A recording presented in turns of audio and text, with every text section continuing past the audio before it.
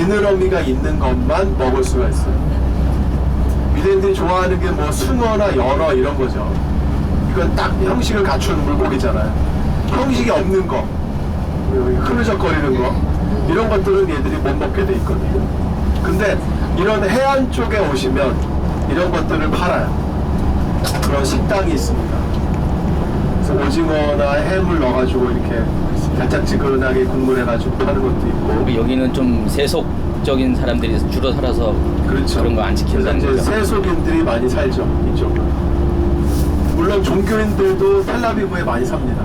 종교인들 신학교도 여기 있어요. 예시바라고 하는 종교인들 신학교도 있어요. 여러분, 종교인 신학교는요, 수학 안 가르쳐요. 세계사 안 가르쳐요. 영어 안 가르쳐요. 역사 안 가르쳐요. 걔네들은 유대교하고 관련된 것만 가르쳐요. 종교적인 내용만 가르쳐요. 그래서 여기 종교인들 만나보면 너 어디서 왔냐 그래. 한국에서 왔다 그러면 한데 한국이 어디 있어 그래요. 중국이랑 일본 사이에 있어 그래. 중국이 어디 있어 그래요. 진짜 무식해요 얘네들. 그래서 얘네들이 사회성이 부족해요.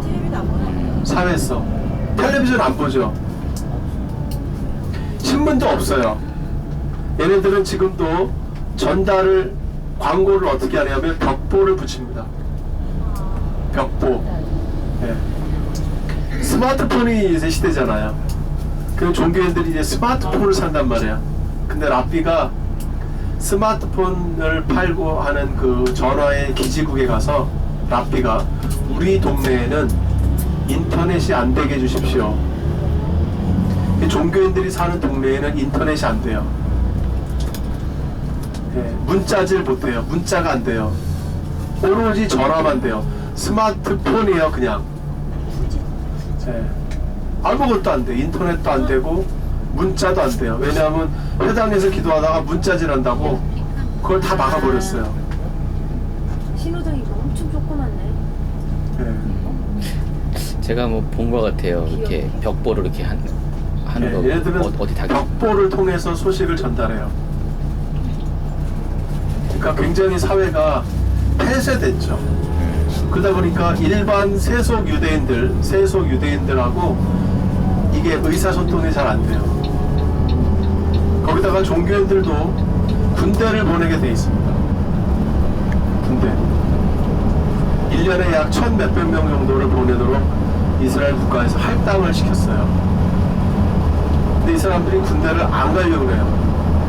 그래서 예시바라는 학교에 등록을 하게 되면 군대에서 면제되거든요. 군대에서 이 시간을 정지시켜줘요. 나중에 가라. 그러니까 그 예시바가 원래는 4년인데 예시바는 10년 동안 다녀요.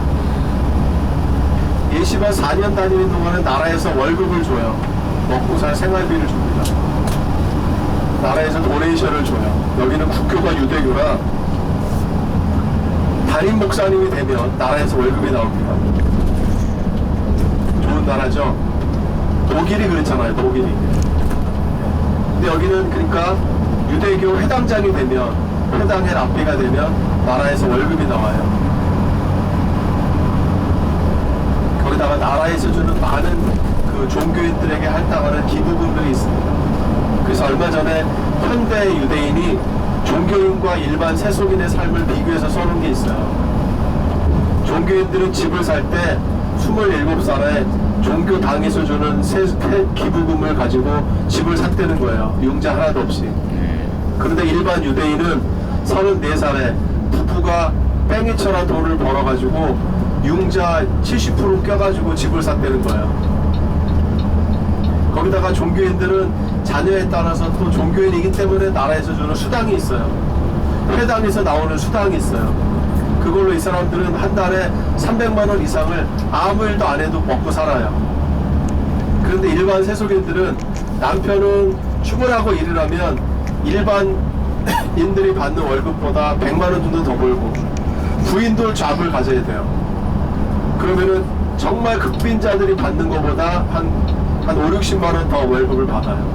그렇게 받아야 한 400만 원 벌어요, 부부가. 그럼 거기서 융자금 한 150에서 200 나가야 되죠. 거기서 애들 교육비 나가야 되죠.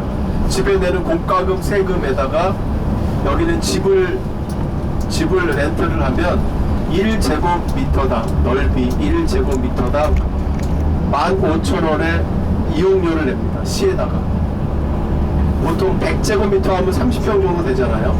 그러면은 1년에 약 150만 원을 내는 거예요.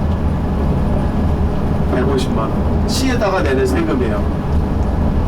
그거는 건물 임대 이용료예요. 건물 땅 이용료예요. 그거를 할인 받으려면 극빈자 계층에 들어가야 할인을 받아요. 이거를 내고 종교인들은 그 세금을 안 내요. 종교인이니까. 불만이 많겠네요. 그러니까 일반 세속인들이 우리들 피를 빨아먹는 거머리라 그래요. 거기다 군대도 안 가. 이 사람들은 잡도 갖는 사람들이 많지 않아. 그러니까 돈은 자기들보다 더 잘 써. 그러니까 일반인들이 불만이 굉장히 많고요. 뭔가 나중에 뭐 변화가 있겠네요. 그래서 그런 이제 사회적으로 종교인들을 좀 많이 싫어하는 그런 편이죠. 근데 랍비가 주례를 서지 않으면 결혼식을 못해요. 이스라엘은. 최근에 한 국회의원이 새로운 법을 개정하자고 해가지고 개정했는데 그 법은 뭐냐면 자기 지역 관리하는 랍비 말고 다른 랍비가 주례해서 결혼할 수 있도록 법을 바꾼 거예요. 그러니까 그 전에는 내가 예루살렘에 살면 예루살렘에 있는 랍비에게만 주례를 받아야 돼요. 우리 갔던 가이사랴 살면 가이사랴 랍비에게만 주례를 받아야 돼요. 그것을 열어놓은 거예요. 이게 굉장한 법을 열어놓은 거래요.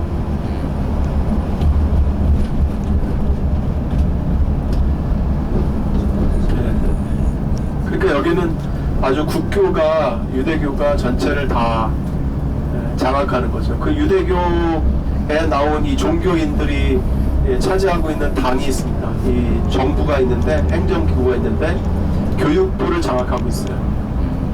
왜냐하면 교육 시스템을 성경을 가르치도록 넣어야 되기 때문에. 그래서 여기 있는 학교를 보면 일반 사립학교가 있고요, 공립학교가 있고, 공립학교도 종교인 학교, 세속인 학교로 나눠져 있어요.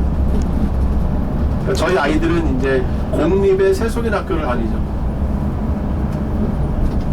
근데도 초등학교 1학년부터 성경을 배워야 돼요. 초등학교 1학년 때 창세기를 배우고 2학년 때 출애굽기를 배우고 성경 과목을 직접 히브리어로 다 그대로 배워요. 그래서 저희 한인들은 여기 딱 왔는데 어이구 성경 히브리어를 어떻게 읽어요? 처음 왔는데 어려운데. 근데 애들은 학교에서 그걸 배우는 거예요. 그냥 성경 히브리어를 배우고 시험을 보고 하는 거예요. 저기 있는 금빛 탑이 뭐예요? 좀 모스크 같기도 하고. 이쪽은 다 모스크예요. 아랍 사람들 모스크. 여기는 아랍 사람들 마을입니다. 높은 기둥에 망대 있는 거 이건 다 아랍 사람들의 모스크예요. 모스크도 다 공존해서 있네요. 예. 다 모스크. 아랍 사람이라고 다 무슬림 아니죠 또? 그렇죠. 아랍 사람 중에는 크리스찬들도 많죠. 우리가 가게 될 나사렛이나 가나 이런 데는 크리스찬들도 많고요.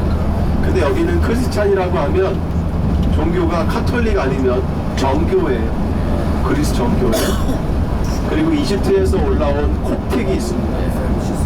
그리고 개신교도 있어요. 개신교도들도 있는데 정말 몇 명 없어요. 개신교. 대부분이 그냥 전통 종교를 믿는 거죠. 아니면 이제 메시아닉주 이렇게 새로 그런. 메시아닉주는 이제 유대인들, 예. 유대인 크리스찬들 메시아닉주라고 하고요. 아랍 사람들은 그냥 개신교라고 하죠. 프로테스탄트라고 하죠.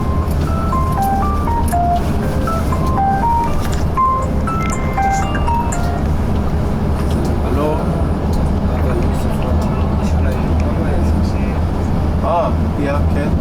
Manchmal. Okay. Atay. בבוקר. 9:50. אוקיי. בסדר. אוקיי. 마후짜리 זהו?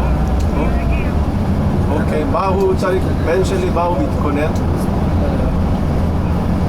שום דבר. אוקיי, בסדר. תודה רבה. ביי. 여기가 4번 도로예요, 그럼요? 여기는 이제 내륙으로 가는 도로라 여기 홀수도로예요.